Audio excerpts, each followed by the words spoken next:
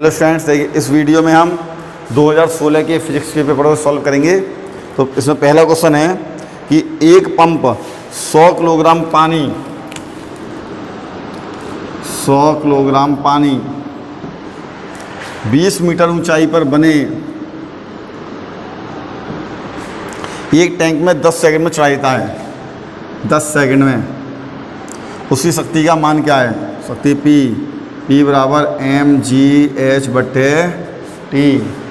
m 100, g की value इसमें दे रखी है 10, h 20, T 10, 10 से 10 2000 वाट। तो 2000 वाट अर्थात 2 किलोवाट। दूसरा कह रहे हैं लीवर का यांत्रिक लाभ सदैव 1 से कम होगा। देखिए लीवर का यांत्रिक लाभ होता क्या है? सबसे पहले तो ये देखिए, दूसरा यांत्रिक लाभ बराबर होता है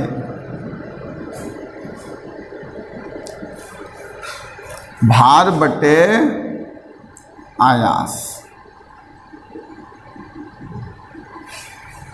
ठीक है, इस किसी लीवर पर लगाए गए भार तथा किसी उत्तोलक द्वारा उठाए गए भार तथा उस पर लगाए गए आयास के अनुपात को यांत्रिक लाभ कहते हैं। या फिर बराबर आयास भुजा बटे भार भुजा। देखिए उत्तोलक है, जैसे हैंडपंप में आप देख लें,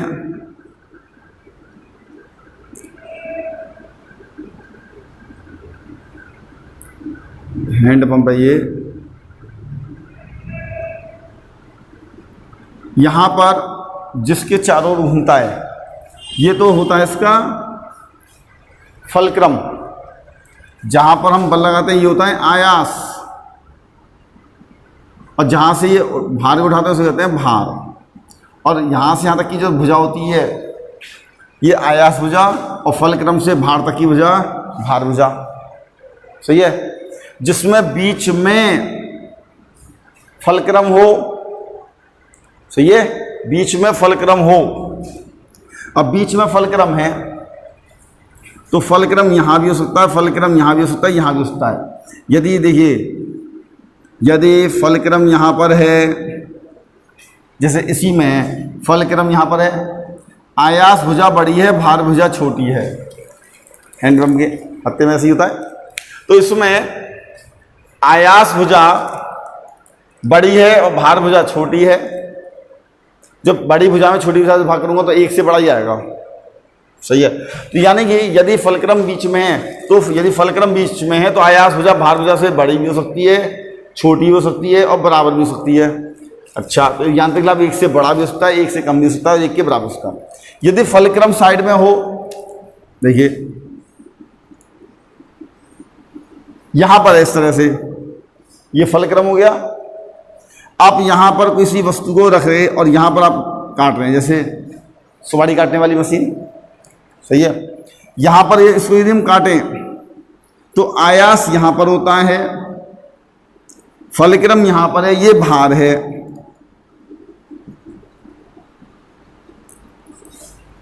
तो यहाँ पर आयास भुजा जो होगी वो भार भुजा से हमेशा बड़ी ही होगी। जब फलक्रम जो है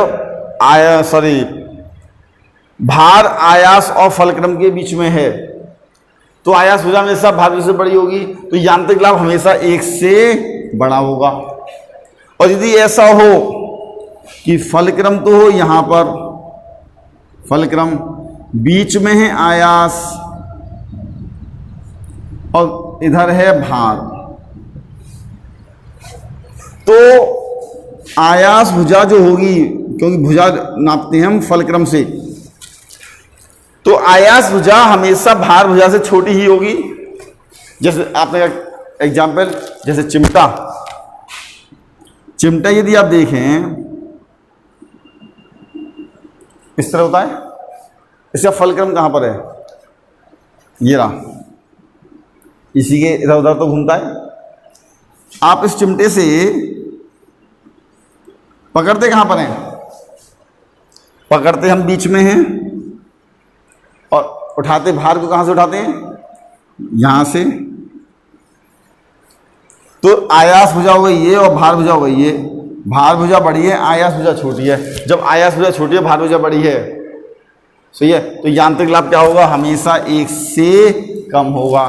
तो यांत्रिक लाभ 1 से कम कब होगा, जबकि आयास जो है वो फलक्रम और भार के बीच में हो। तो देखिए ऑप्शन में कौन सा होगा, तो इसमें बल जो है हमारा, बल सही है, आयास बोले या फिर बल, बल फलक्रम और भार के बीच में हो, तो बल फलक्रम एवं भार के बीच हो। तो आंसर इसका सही ऑप्शन है सी।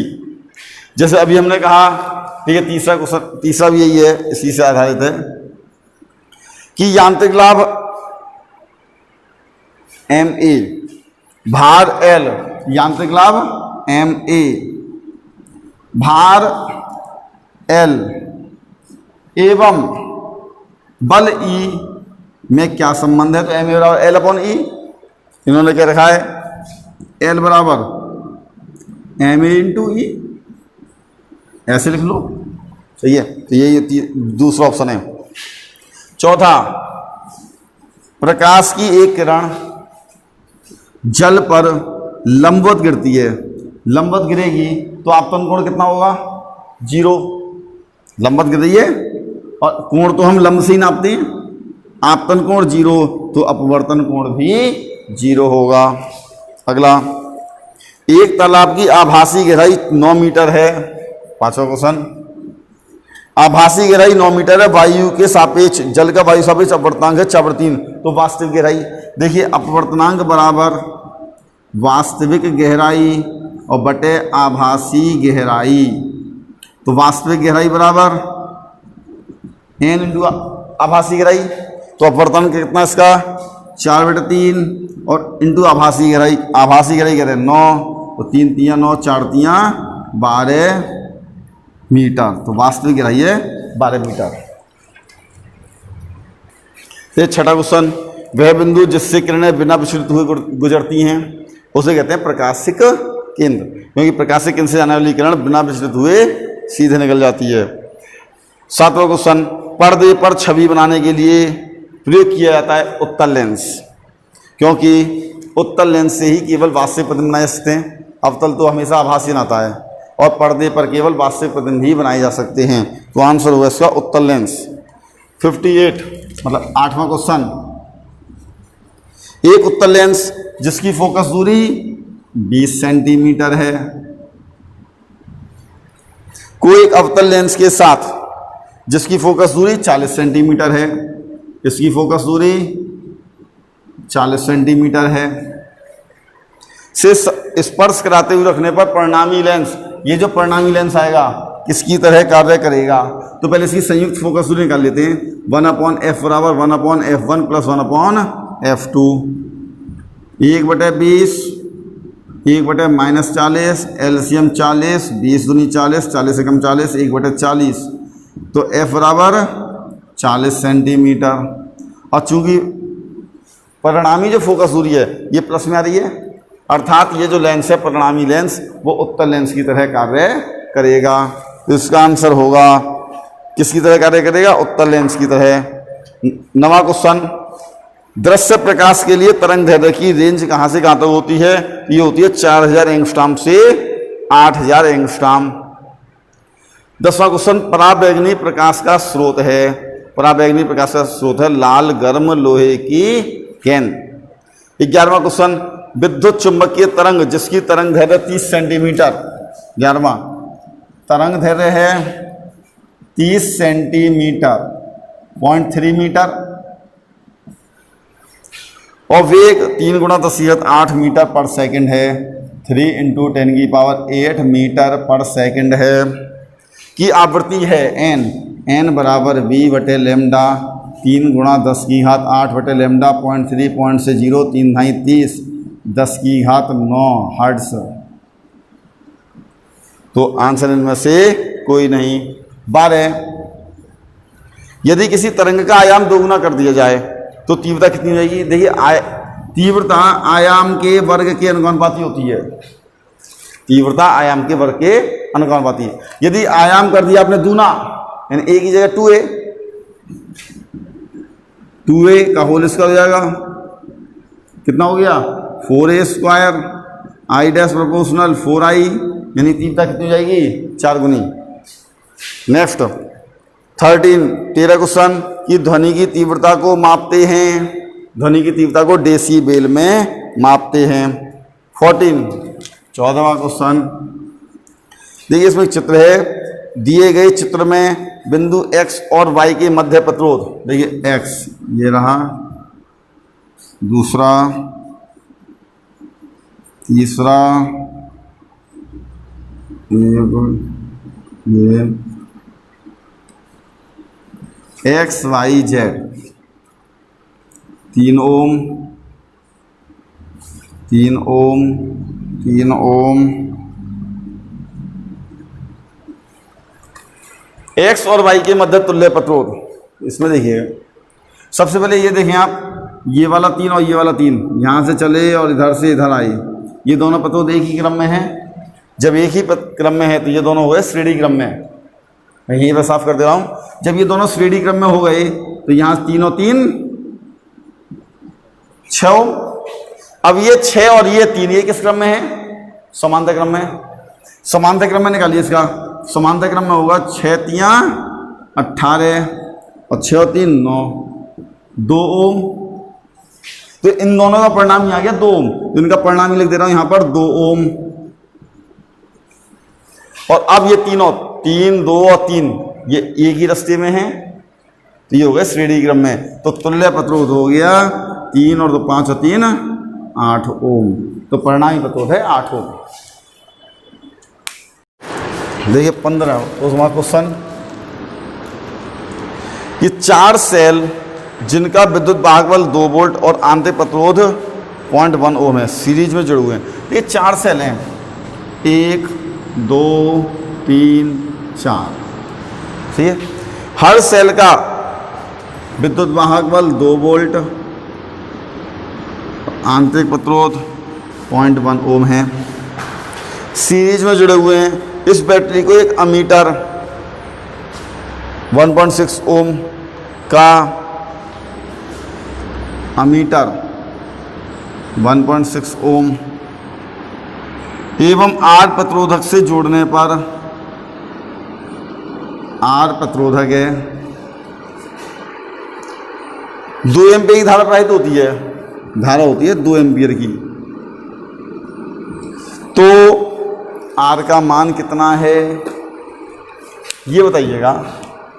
सबका पहले 2 volt 2 volt 2 volt 2 volt, total विभवांतर कितना हो गया, कुल विद्युत वाहक बल 4 वोल्ट। देखिए I बराबर होता है कुल विद्युत वाहक बल बटे कुल प्रतिरोध।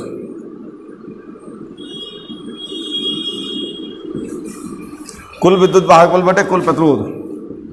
कुल विद्युत वाहक 2 2 4 2 6 2 8 8, कुल प्रतिरोध 0.1 ये 0.1 ये 0.1 ये 0.1 ये 0.4 ये और 1.6 ये, तो 1.6 और 0.4 2 और प्लस ये R कुल प्रतिरोध। और धारा कितनी भरी है 2 एम्पियर, तो I का मान 2 एम्पियर, 2 का क्रॉस मल्टीप्लाई कर दो, 2 दूनी 4 प्लस 2R बराबर 8, 2R बराबर 4, R बराबर 2 ओम। तो इस R का मान हो गया 2 ओम। नेक्स्ट 16, एक बिजली के हीटर पर अंकित है 3 किलोवाट एवं 250 वोल्ट, 5 रुपये यूनिट है, इसे 5 घंटे तक चलाने में बिजली का खर्च कितना हुआ। तो देखिएगा सबसे पहले बताइए कितना किलोवाट, कितनी बिजली, किलोवाट घंटा यानी यूनिट बराबर कितने वाट का है 3 किलोवाट 3000 वाट, वाट गुणा घंटा, घंटा कितने 5 और बटे 1000 यानी कि 15 यूनिट। और 5 रुपये यूनिट है तो कुल खर्चा कितना होगा 15 पे 75 रुपये, कुल खर्चा हो गया 75 रुपये। नेक्स्ट 17 तांबे की विशिष्ट ऊष्मा 0.1 कैलोरी प्रति ग्राम है, इसका मान जूल पर किलोग्राम डिग्री सेल्सियस में। देखिए 0.1 1 कैलोरी में 4.2 जूल, किलोग्राम को किलोग्राम बदलेंगे 10⁻³ किलोग्राम, ये हो गया 4.2 10⁻³ है, और पॉइंट ये 10⁻³ ऊपर गया +3, और 3 में से 10⁻1 ही होगा 10⁻2, 4.2 इंटू 10⁻2, और ये आंसर ये कह रहे हैं 0.42, पॉइंट को इधर ले लिया इन्होंने, आंसर इस रूप में दे रखा है जूल पर किलोग्राम डिग्री सेल्सियस, तो पॉइंट को इधर कर लिया है। देखिए 18वां क्वेश्चन वैसे केमिस्ट्री का है, ये है कि कौन सी गैस ग्रीन हाउस गैस नहीं है, तो आंसर है इसका हाइड्रोजन गैस ग्रीन हाउस नहीं होती है। अब 19वां, एक तरल ए जिसका द्रव्यमान 100 ग्राम है एवं तापमान 120 डिग्री सेल्सियस है, दूसरे तरल बी में मिलाया जाता है जिसका तापमान 20 डिग्री सेल्सियस है, मिला दिया गया, इसको इसमें मिला दिया गया, मिलाने पर परिणामी तापमान 40 पाया जाता है। तरल बी का प्रारंभिक द्रव्यमान क्या था, इसका द्रव्यमान पूछ रहे हैं, क्या दिया हुआ है, ए की विशिष्ट ऊष्मा 0.8 जूल पर किलोग्राम डिग्री सेल्सियस पर ग्राम डिग्री सेल्सियस, और बी की विशिष्ट ऊष्मा 4.2 जूल प्रति ग्राम डिग्री सेल्सियस। जब दो अलग अलग ताप वाली वस्तुओं आपस में मिलाएंगे तो अधिक ताप वाली वस्तु ऊष्मा देगी और कम ताप वाली वस्तु ऊष्मा लेगी, तो इसके द्वारा दी गई ऊष्मा बराबर इसके द्वारा ली गई ऊष्मा, तो m1s1 डेल्टा T1 बराबर m2s2 delta T2, m1 100 s1 0.8 delta T1, एक जो ऊष्मा देगा उसके तापमान से मिश्रण का ताप घटाएंगे 120 - 40, 120 - 40, m2 निकालना है, f2 4.2 और डेल्टा T ये ऊष्मा ले रहा है तो मिश्रण के ताप में से लेने वाले के ताप घटाएंगे 40 - 20, पॉइंट से 0 10 8 80 और 140 से 80, m2 इंटू 4.2 इंटू 40 से 20 गए 20, पॉइंट से 0 2 से 40, फिर 2 से 21 और 2 से 40, m2 बराबर 1600/21, तो ये लगभग आएगा, अब इसको भाग दे दे तो लगभग 8 दूनी 16, सही है, तो ये लगभग आएगा 80 ग्राम, 79 पॉइंट कुछ आएगा, तो आंसर में लगभग 80 ग्राम होगा, क्योंकि आंसर 70 ग्राम 75 ग्राम 76 ग्राम और 80 ग्राम। यदि यहाँ पर 20 होता तो ये लगभग पूरा 80 आता, 21 है तो 79 के समथिंग आएगा, तो लगभग वही 80 हो गया। नेक्स्ट, अब देखिए फिजिक्स के जो क्वेश्चन हैं वो इस पेपर में बाकी क्वेश्चन लास्ट में दिए हुए हैं, जैसे लास्ट क्वेश्चन से देखा जाए तो इसमें 45वां क्वेश्चन है कि 1 किलोग्राम भार किसके बराबर है, 1 किलोग्राम भार बराबर होता है 9.8 न्यूटन, 1 किलोग्राम भार बराबर 1 किलोग्राम बराबर है 1 किलोग्राम बराबर है 1.0 किलोग्राम बराबर है 1.0 किलोग्राम, ये तो आंसर ही गलत है। 1 किलोग्राम भार होता है 9.8 न्यूटन, सही है, तो इसलिए आंसर करते ही कह रहे हैं 1 किलोग्राम बराबर है, अरे 1 किलोग्राम बराबर तो 1 किलोग्राम ही होगा, ये होता है 1 किलोग्राम भार किसके बराबर है, 1 किलोग्राम भार होता है 9.8 न्यूटन, और 1 न्यूटन बराबर 10⁵ डाइन, डाइन में यदि बदलूंगा तो सही है, और यदि इसको डाइन में बदलूंगा तो क्या आएगा 9.8 इंटू 10⁵ डाइन। तो ये आंसर क्वेश्चन भी गलत है। दूसरा मतलब 46वां, एक मेज की ऊपरी सतह पर रखी वस्तु पर लगने वाला घर्षण बल निर्भर नहीं करता है। तो ये घर्षण बल के प्रकार पर निर्भर नहीं करता है। अगला, चलती हुई साइकिल का पहिया गति करता है। जैसे अभी मैंने कहा था कि चलती साइकिल चल रही है तो आगे भी बढ़ रही है और साइकिल का पहिया घूम भी रहा है, यानी घूम रहा है तो घूर्णन गति और आगे बढ़ रहा है तो स्थानांतरित गति, यानी इसमें दोनों गति होती हैं, जिसे कहते हैं घूर्णन एवं ट्रांसलेशनल। ट्रांसलेशनल का हिंदी में कहते हैं स्थानांतरित गति।